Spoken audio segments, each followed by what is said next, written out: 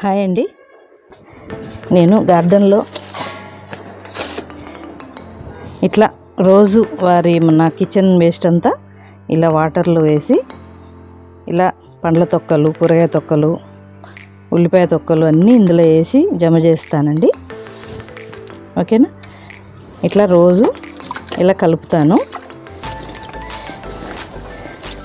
Okay, ఈరోజు పండ్ల తొక్కలు కూడా తీసుకొచ్చాను.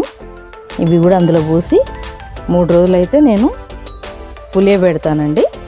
3 రోజులు పులియబెట్టిన తర్వాత 1కి 3 వాటర్ కలిపి నేను చెట్లకైతే పోస్తాను. ఒక్కొక్క చెట్టుకి ఒక్కొక్క మగ్గు చొప్పున అన్ని చెట్లకి ఇస్తా అండి.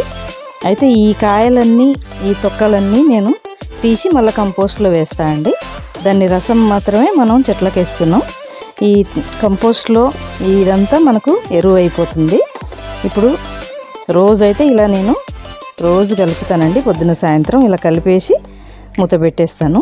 మళ్ళీ తర్వాత రేపటి చెత్త కూడా వేసిన తర్వాత అది కూడా కలిపి మూత పెడతాను. అట్లా 3 రోజులు చేస్తా అండి. 3వ రోజు 4వ రోజు నేను ఇట్లా ఈ తొక్కలన్నీ తీసి పక్కన కంపోస్ట్లో వేసి ఈ వాటర్కి మనం 3 ఇంతలు ఈ నీళ్ళకి 3 ఇంతలు నీళ్ళు కలిపి నేనైతే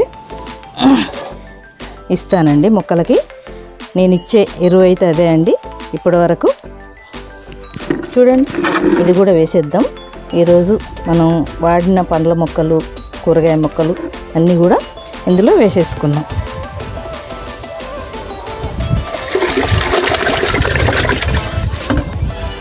టీ పొడి ఇవన్నీ కూడా ఇట్లా వేసేస్తా అండి. ఇది 3 రోజులండి. రేపు నేను ఇదంతా మొక్కలకి ఇచ్చేస్తాను. ఇట్లా 3 రోజులు పులియ పెడతా అండి.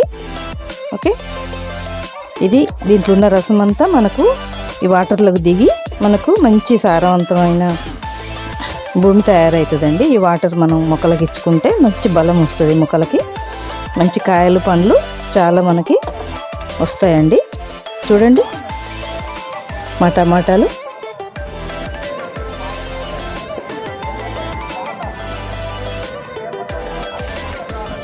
చూసారా, ఇప్పటికీ 2-3 సార్లు అయితే నేను కోసాను.